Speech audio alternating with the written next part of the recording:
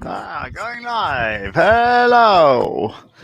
Hello, especially hello to all those people on the replay who are actually here. Of course, the live audience might not turn up at all.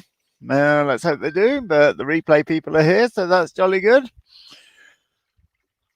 Good morning, good morning, good morning. And I'm super excited. You know I'm super excited because I'm here at 11 o'clock on the dot because we've got the interview with Jenku that I am super pleased and I can't wait. I do hope that it turns up. So I'm just going to, if you'll just bear with me. Good morning, Carol. Good morning, Heather. So I'm just going to bob over to our Facebook chat, which you probably won't be able to see, and get onto my messages and find out if Jenku's in the room. Hello, are you there? This is going to be a fantastic interview. I'm so excited, I can't tell you.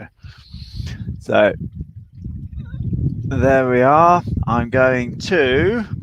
Good morning. Oh, lots of. There we are. Good morning. Good morning. Good morning. Chris, Shader, Siobhan, Shona, Yvonne. Hello. All right. Let's see if we can find and go straight to our guest, if we possibly can. Okay. Please click on this link when you are ready to join the broadcast.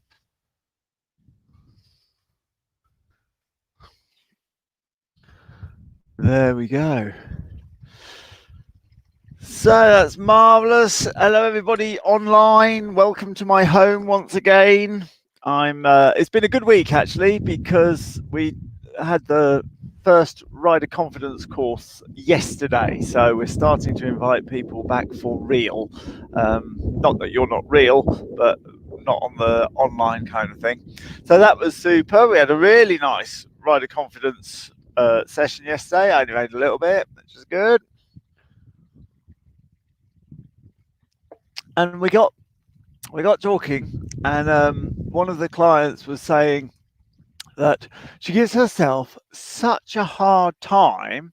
So I'm always saying that other people's opinions are not a good idea, and don't listen to other people's opinions, that they're trying to build their own status, and there we are. I'm always going on about other people.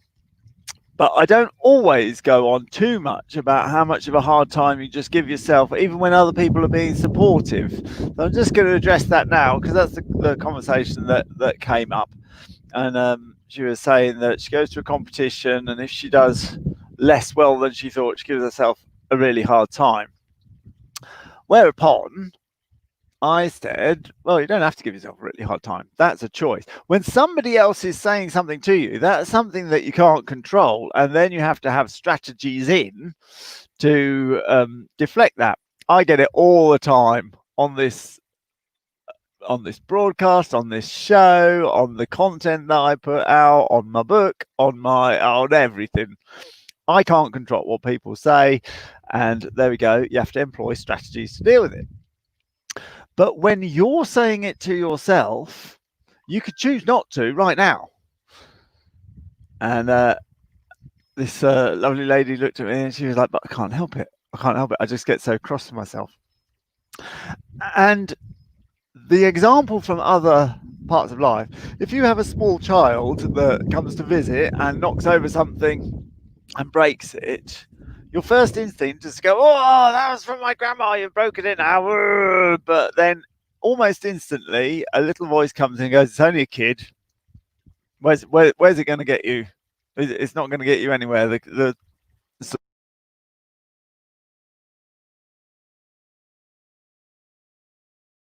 toddler. And you've spoken, and B, it's not going to help. Well, if you have that ability to have a go at someone and then actually think, that's going to cause damage, then you have an ability to be about to have a go at someone and then think that's going to cause damage, even if that person's you. So at any time you can simply choose not to be hard on yourself. So if you are one of those people who gives themselves a hard time even if they're surrounded by supportive people, you don't have to be. You've already got those skills. Okay, let's bob over to Facebook, get this interview on the road. All ready when you are.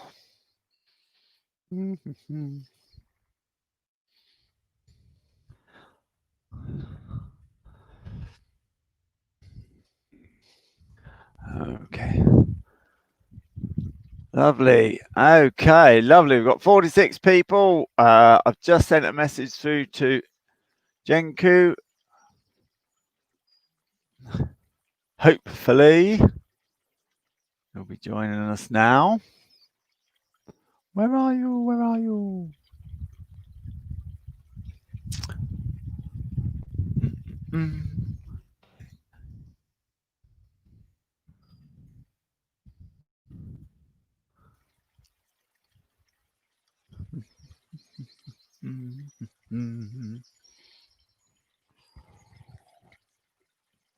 The wonders of technology. Okay. Oh, marvelous. Here we go. Ladies and gentlemen, without further ado, open the curtains from backstage, resting in the green room. Is here. Ladies and gentlemen, Jenku. Where are you, Jenku? I am Where are you? Durban at the moment. There we are. Welcome to windy England. Hey, thank you from sunny South Africa. Thank you so much for joining the Social Distance Social Club. This has been running now since lockdown started. I'm really enjoying it, and I am absolutely honoured and delighted that you've decided to come on this morning. Thank you very much indeed. Super. The feeling is mutual. Thank you very much, Carl. Thank you for having me. So for anybody in my audience who doesn't know what you do, would you like to introduce yourself and a brief outline of your work with horses? Yes, yeah. So I train worldwide and I travel quite a lot. And I train, specialize in hand, and my method I developed over a 30-year period. And the intention is to train with the end user in mind. And the end user is not the human, it's actually the horse. So I've designed the entire system around how a horse's brain connects with its body. So literally from the inside out, rather than from the outside in. So so how much, in a percentage wise, how much is you training the rider? How much is you training the horse? Oh, now that is a good question. I would venture to say that if we train, it's mainly the rider that has to interpret, because ultimately the rider is actually the programmer of the horse's brain. It's like, so if the rider understands how the technology works, then it's they have to program the brain ultimately. So percentage wise, most probably 70% for the human, and only 30% for the horse, because the whole intention is to have the horse in the middle, but then everything that we do is considering how the horse's perception works and how the horse understands and learns. And so the humans ultimately have to make the biggest, they have to work the hardest. They say when this thing really works, it's the human that works the hardest, not the horse. And you came to England not so long ago. Yes, yeah, I was there the end of last year, the last time, and then unfortunately lockdown happened. So I had to cancel my March clinics and I had to turn around and come back. But I am very excited, would like to come back. There's lots of interest in England and I love working in England. Your country is beautiful when the sun shines. It is when the sun shines. So let's, if you don't mind, can we go back to the beginning? Where did you grow up? What was your introduction to horses? What sort of family did you come from? So a very interesting thing, a little short story is like how this started for me is like when I was 7 years old, we used to travel to my grand's farm every second weekend, and it was about 300 kilometers away from where we lived. And halfway there was a picnic spot that we used to stop over and have some sandwiches on a Friday afternoon. And this specific Friday afternoon, a donkey strolled up to us. And I said to my dad, I want to ride this donkey. My dad said to me, you don't even know if this donkey is rideable. And I said to him, I'm sure that if it hangs around with us and it wants to eat our sandwiches, it must be tame. So my dad did what I asked, and he popped me onto the donkey's back and stood back with his camera to take a photograph. And the donkey literally just walked 5 steps and then bucked me off into a barbed wire fence. So I was hooked for life. And then I used to ride once a year with my cousin and them. And our son. Is this all in South Africa? That's all in South Africa, yes. Yeah, so I used to ride then after that once a year with my cousin on their farm. But every time we would go out, it's about a 5 kilometer out ride, going to the river and then ride around by the river and then turn around and come back. But every time we turned around and went home, the horses bolted with us. And so that was my introduction into horse riding. And then I joined the police in 1990, and I did a farrier apprenticeship from 1991 to 1994, and then left the police and then started breaking and training horses privately here in South Africa. And then it just slowly developed over time. It's like I learned skills. There was lots of interesting things that happened to me on my journey. But yes, it's like that's quite a long story. I have quite a lot of interactions with the Metropolitan Mounted Police. Either they're coming to my place for entertainment and to do some courses, to do some horse archery or some sports or whatever. So then after doing the police, what's the link between, how did you start your training regime? Because you're quite unique in the way that you train horses. Would you like to explain? I've been watching your YouTube videos, so I know exactly what I'm talking about. That's very cool. It's like, thank you. It's like, I appreciate that you've done some research. So interesting thing, when I left the police, I was all on my own. It's like, and one thinks that you know how to do it, but we had manpower when I was in the police. It's like, and there was a group of people when we were breaking horses. And so I literally suddenly found myself all on my own, and I had to figure it out because there wasn't really a lot of books. And I also have to say, this was before the internet. So this is 25 years ago. There was no internet. I didn't really have access to books. I was living in quite a small town. And if I heard of someone that had a technique, I would literally travel to them and go and spend a weekend or a week with them and try and just find out what is their method all about, and then come back and implement it. So it was an interesting journey to go and literally just try something. So the philosophy of just try something, fail at it, learn from it, improve on it, and then repeat. So I was running the same cycle over and over again. Every horse that I got, I was making marginal improvements on the method and then trying something else. So if I heard of something new, I would try it. And at some stage, I think it was in about 97, I think one of my mentors gave me a whole box of Western Horseman magazines.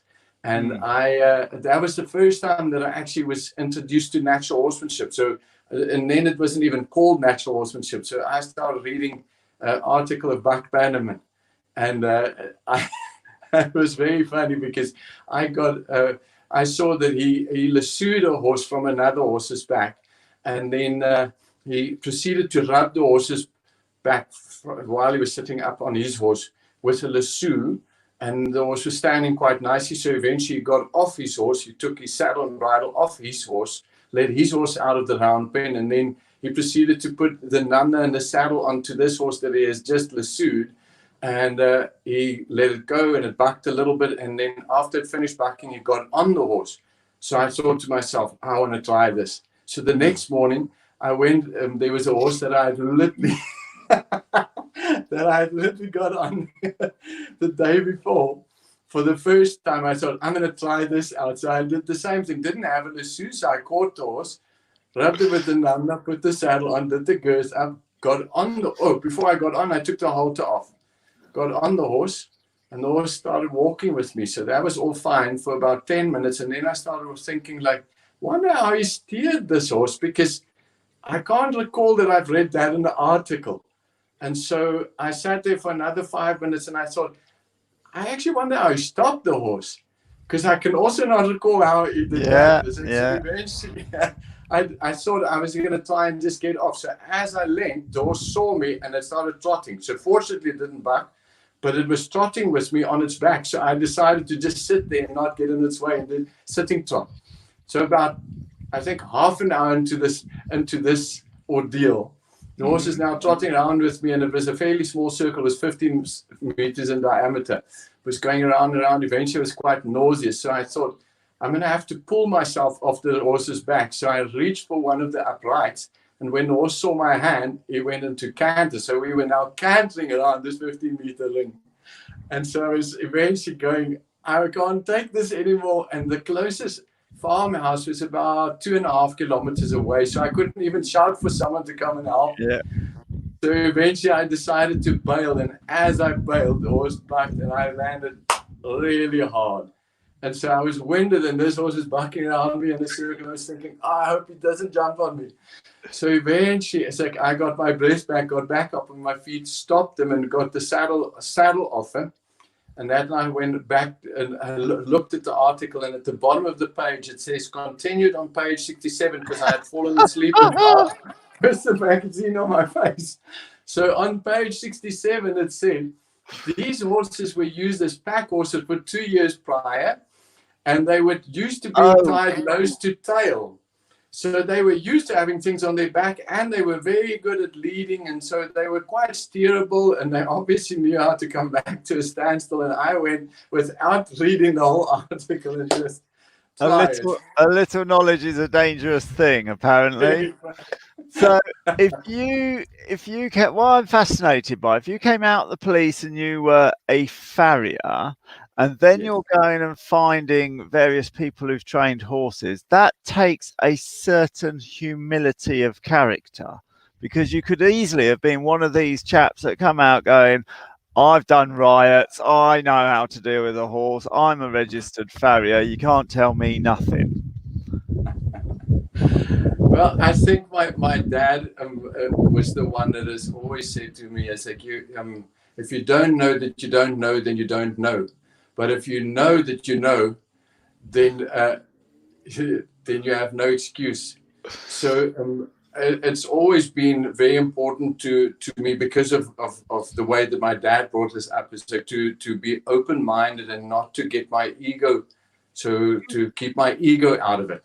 And which is very prevalent in the horse world. People are clamoring for horsey status and tripping themselves up in their own desire to be knowledgeable about horses. And I'm always admiring of people who, especially if they've got a background of horses and are still willing to learn. It's just super. Yeah, so it's literally like, for me, it's like, and I think, I'm sure you've heard this before, it's like, the more I think I know, the more I realize how little I know. So it's really been an interesting journey. It's like, even as we stand and talk here, it's like I'm constantly reading new things and research. And I think the biggest challenge, and that's why I say, is like that we have to design our training programs with the end user in mind. It's like, because there's so much research that's taking place, but unfortunately the scientists speak a very highfalutin language, and that language does not filter down to the rider that is actually in the arena. And so there's all this beautiful science, but as long as there's science and people, there's a disconnect between the people who's physically training the horse in the real world. All the research in the world is not actually helping us. And so it's been very important to me to try and join the two worlds, because we live in an age. It's amazing to think, not even 10 years ago, we were not able to do video calls. Look at the technology that we have available. It's amazing. So, I've been looking over your online course as well, and anybody out there, Jenku's a horse trainer, I'm a rider trainer, both very physical businesses. What I've been doing Jenku, during lockdown is trying to encourage people to get an internet side to their business, Yes. because we all got locked down, and my internet side is probably only 10%. I'm still a bricks and mortar business, but Yeah. it has been good. And I'll just say again to the audience, if anybody would like to get some advice off me, I'm no expert, but I know what I've done, and I know Yes. how I built my internet site. So anybody out there who's like, well, I'm a physical worker and can't, it doesn't translate to the internet, in some way it will. And for your own security, I've gone completely off subject, do excuse me, for your own security, investigate getting an internet side to your business, because it's really been worth it in this lockdown. Definitely. I think, and it's very interesting to the technology is definitely, yeah. But You're I think doing a lot of you do a lot of filming though, don't you? yes, yeah. So I used to literally stand with my phone in my hand as I do lessons. So I would venture to say I video about 50% of my lesson, and all of those videos I download onto a hard drive. And then people keep asking me, what are you going to do with the videos? And I said, one day when I retire, maybe I'll have the opportunity to edit it. And so it is eventually got up to, I think I've got 12 terabytes worth of video footage on hard drives. And fortunately, I met Tracy, and Tracy said to me, I we did a clinic together, or I did a clinic at her yard, and she said to me she's gonna put a little video clip together and she'll send it on to me. And I thought, yeah, I've heard that before. It's like, Yeah, say yeah. nice things and then you never see it again. Within 24 hours from finishing the clinic, I had a video clip, and there was sound, it was edited, and I was impressed. So I picked up the phone and I said to her, I need to talk to you. And so she said, what about? And I said, I've been looking for someone like you who literally just acts on what they say, that doesn't just talk. And so we started at the beginning of last year. Like, we decided, because she has 4 horses, we decided to take the journey and break it up into 4 separate categories. But in effect, it's actually, the intention was to do it just for, you do all 4 journeys with 1 horse. But because she had 4 horses, we decided, okay, we'll do one, the desensitization. Right, so you're Yeah. literally following the whole training using your method Yes. of these 4 horses. Would you?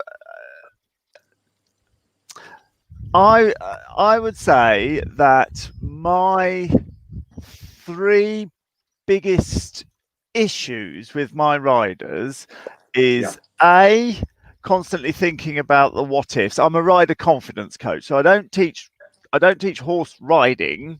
You could do Western riding, you could do classical, you could do hunt. Whatever your discipline is up to you.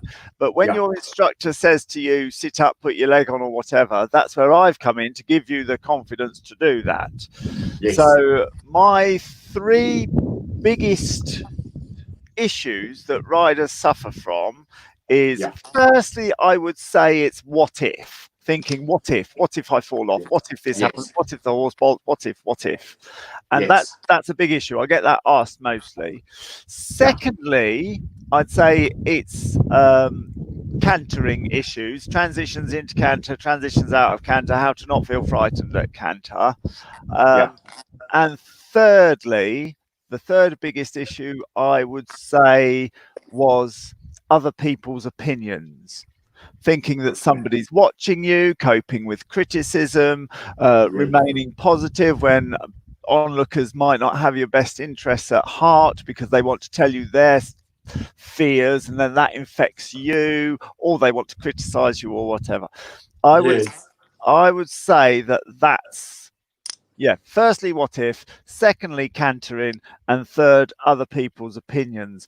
I might swap round cantering and other people's opinions, because other people's opinions is really bad. My question to you and your training, what are your 3 recurring major topics that you have with horses or riders or anything to do with your work? I think one of the biggest things now lately is for people that have worked really long and really hard to get to the top, to the pinnacle. So the 3 pinnacles are piaffe, passage, canter, pirouette. The 3 pinnacles of dressage. And they've put the time and the effort and they thought that they were doing the right thing. They're following the instructions, they're practicing, they're putting the hours and the mileage, and after however many years, they still feel as if it's like Mount Everest, the peak is still just out of their reach. And because so, the horse isn't doing it, or it isn't doing it very nicely, or the instructions are coming from the outside, which is where you started, rather than from the inside of the horse. Clarify that a bit. So what is interesting is that if a horse obviously has the talent, you literally can sit on the horse and almost just push the buttons and it happens all by itself. Yeah. So a horse that's got the talents, it's not too difficult. It's like those horses are in a way, it's quite easy to drive them or ride them because they're intuitive. They're like a car that has got power steering and it's got intuition. It's got an onboard computer. It's like, but if the horse doesn't have that, then I think this is where I come into the picture, is like to help close the gap. And often I think that is just the lack of ability to give direct and accurate feedback. And then to link into what you're saying as well, is like there's fear of failure. So that's a very interesting thing. Let me just interrupt. The direct feedback, is that coming from you as an instructor or from the horse, and they're not reading it? So between the horse and the rider, there's like a disconnect. And then ultimately, it's like, so this is like almost like what do they call it? A 3-way love triangle. It's like there's an instructor, there's a person, a rider, and there's a horse. And ultimately, it's like if we can if the instructor can keep their verbal input simple, so that they don't mentally overwhelm the rider who's trying to stay in balance, stay connected so they're trying to listen to our instructions and they're trying to communicate with the horse. So maybe to give you a very practical example, I often see riders looking down like this when they ride. And something that I've learned over the years is that this is called eye accessing cues. So effectively, if you watch a really good actor, when they are very good at acting, they use their eyes really well. It's like, and when they act, makes you really believe. Anthony Hopkins is a very good example of someone who really, when he cries, he really makes you believe that he is sad. He doesn't just cry tears, but there's no real feeling behind it. So, because he's really able to manipulate his eyes. So one of the things that happens is kinesthetic people, and I think something like 60% of all females are kinesthetics, so they will want to look down into their body to connect their brain with the feeling. And if the instructor keeps telling them to look up, they're effectively disconnecting from how it feels in their body, and they're trying to now visually make sense of something, but it's not a visual thing to ride a horse. For the instructor, it's a visual. So you're standing on the ground looking, and you're giving visual cues to say, do this, more leg, more this. The rider is trying to kinesthetically connect with their body, and so already there is a disconnect. So it's almost like we're talking 2 different languages. It's like a Microsoft and Apple that doesn't want to communicate because it's got 2 operating systems. It's like, so first of all, it's very important that the instructor and the rider that the instructor uses the language that causes the least amount of stress for the rider. Yes. And then for the rider to communicate in a language that causes the least amount of stress for the horse, because then we have we close this loop between the instructor, the rider, and the horse, and then we get direct and accurate feedback, and then there is no fear of failures. So then we go into a positive feedback loop rather than into a negative feedback loop where things keep going wrong. And ultimately, if it goes wrong for the horse goes into their feeling brain, into the reptilian brain, and then they go into flight mode. And so when the horse goes, if the horse goes flighty, it's like the rider goes flighty, it's like, and so then they caught up in a vicious feedback loop with each other. It's like, so the person's stress hormones are up, the horse's stress hormones are up. It's like, and there's no learning that happens when the horse is in fight or flight and or the rider's in fight or flight. So it's very important to me to help them into a calm, relaxed state, because that's where the optimum learning takes place. So is this the most common when you've got a new client and they come down and they show you what they've been working on, the PF or whatever? Is it Yes. usually the same mistakes? What I'm asking is there a fault in the traditional way of teaching these things that people have picked up on? As in, Yes. it's from the outside. Yes. So if, like, maybe I'll explain it in this way. I think there's something that I call the invisible box. And the invisible box is literally created by your bit, your reins, and your leg. So when you look from a bird's eye view, it literally creates a rectangle around your horse's head, neck, and shoulders. And in the rider's mind, we think that because we're sitting on the horse, we move with the horse. But in the horse's mind, the horse is literally caught up in this invisible box, and this invisible box moves with the rider. So the horse is constantly trying to find neutral in the middle of this invisible box as it moves. And so horses by nature are claustrophobic animals. And if they get claustrophobic, they go into opposition reflex. So they start pushing on this box to try and either get it to expand, or they're trying to get out of it. And the more the horse pushes on the box, the more the rider closes the box up. And we normally, like conventionally, we put a stronger bit in the horse's mouth, we put stronger spurs on. So it is in our nature to try and control it more with our thinking brain. And then we keep triggering the horse's fight or flight instinct, because we keep putting it into this invisible box and containing it. So can you see how the negative feedback loop I is set can, off? and I'm super curious as to what you're going to do to start this going on a different path, because I know exactly what you mean. The temptation to control just leads Yes. to a raising of anxiety, and it. Oh, he's gone. Has he gone? Have I gone? What's going on? Are you back again? Sorry, I think there was a dip in the signal. Yes. Yeah. So as you attempt to get the horse, even to get the horse to calm down, you're attempting to just slow it, but instead of calming down, you're just raising the anxiety because you're containing it more and more and more, and everything's going up, up, up. What do we do, Jenku? Oh, first of all, we get off the horse. Okay. So I think what is very interesting is, like, if you think of it, when you're sitting on the horse, effectively you are on all four sides of the horse at the same time. Does that make sense? Yes. Yes. So I'm going to explain this from the ground a little bit, because then it'll make more sense. So the horse, like a human, have got two brain hemispheres. So we've got right brain hemisphere, left brain hemisphere, and the brain is contralateral. So in other words, the left brain hemisphere controls everything on the right half of our body, and the right brain hemisphere controls, and I think the screen reverses it, so it looks very funny. I get super confused when I'm trying to do something with my hands. Yeah. So that's very funny. So the brain basically works across. It's like, so left brain hemisphere controls the right body half, and the right brain hemisphere controls the left body half. So normally what we do when we train the horses is, most horses are left-handed.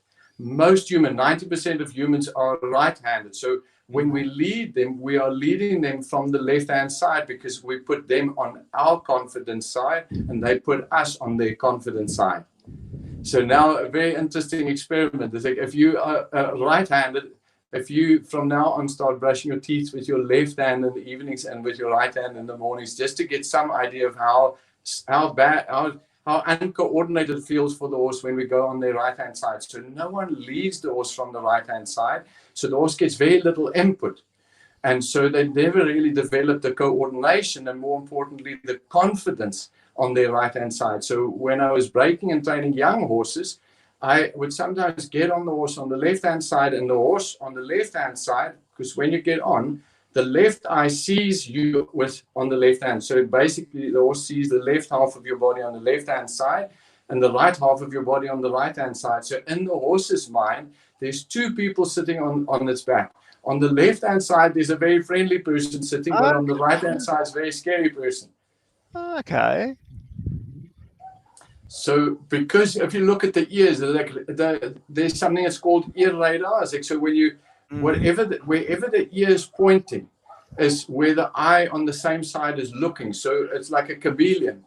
So So I've the seen eyes actually do this.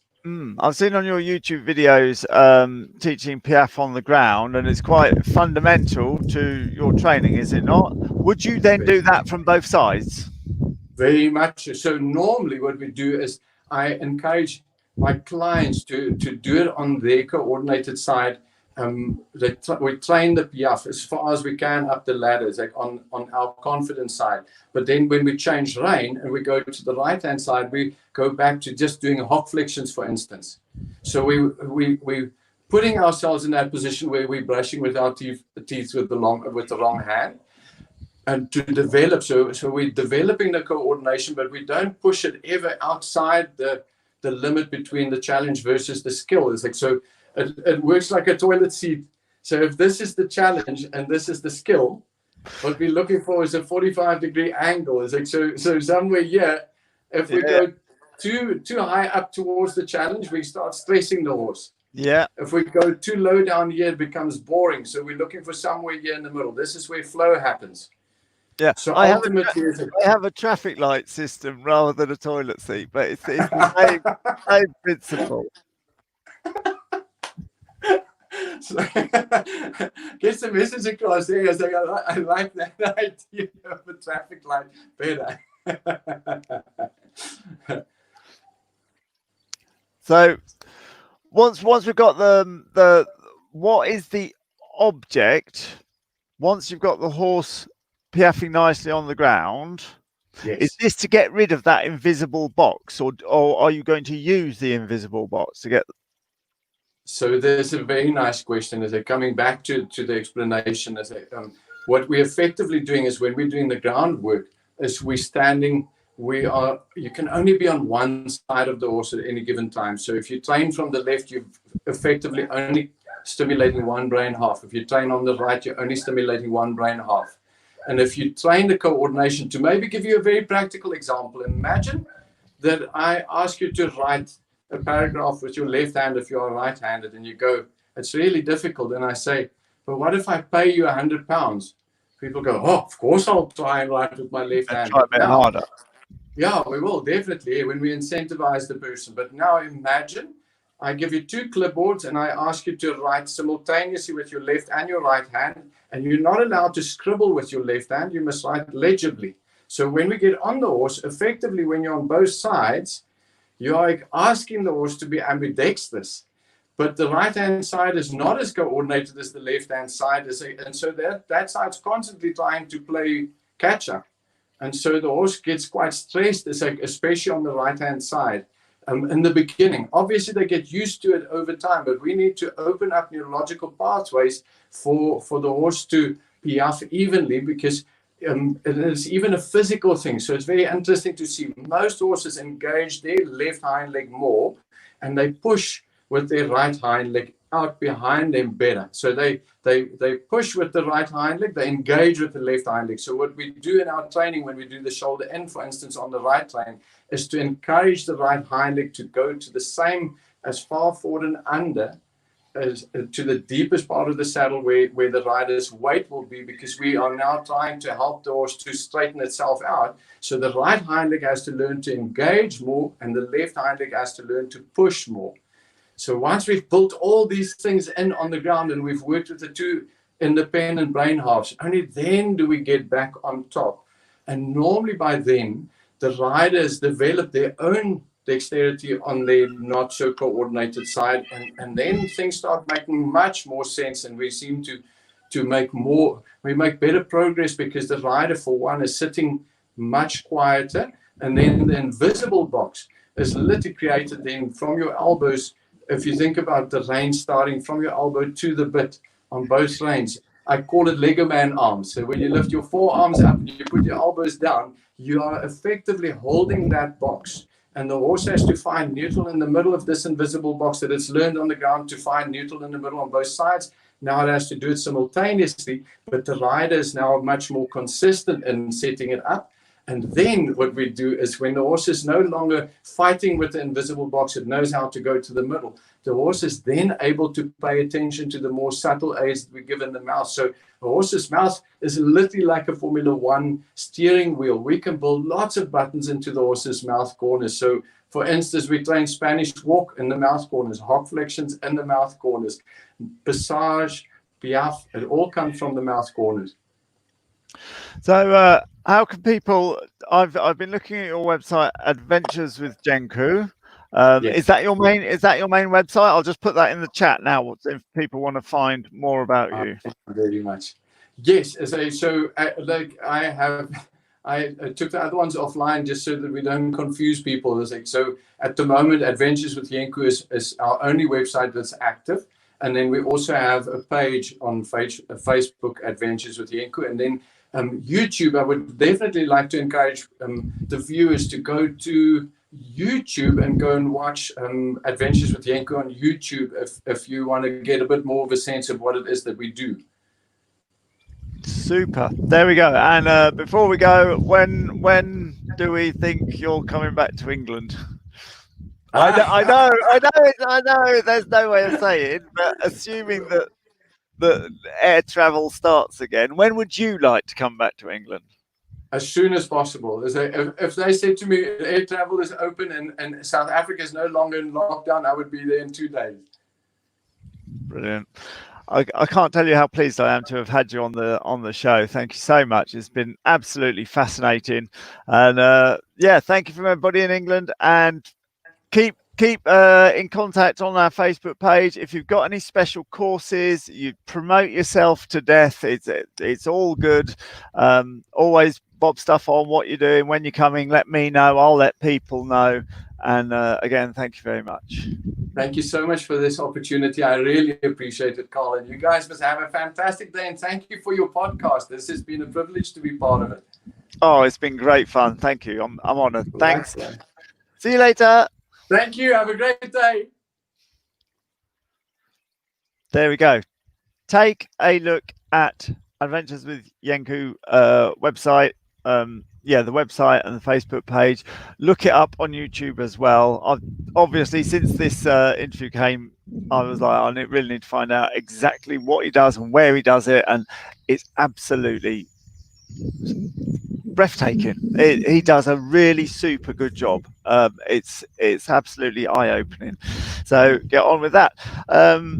I'm very excited today. This week's got a very international flavour because tomorrow we're going to have another interview. Make sure that you're here for that. It's going to be with Bianca Stawalski, who is a co-contributor to my 3-month online Ultimate Mountain Division Rider Confidence course. She does the self-assertiveness part of it. She's a horseback archer. She runs Werrida Wholeness and Wellness Centre in Australia. She's a psychologist and just such a fount of information, and I'm really delighted. So we're going from South Africa today to Australia tomorrow, and make sure that you're here for that. I will put up reminders all day long. Thanks very much, everybody. I hope you enjoyed that, and see you tomorrow. Bye.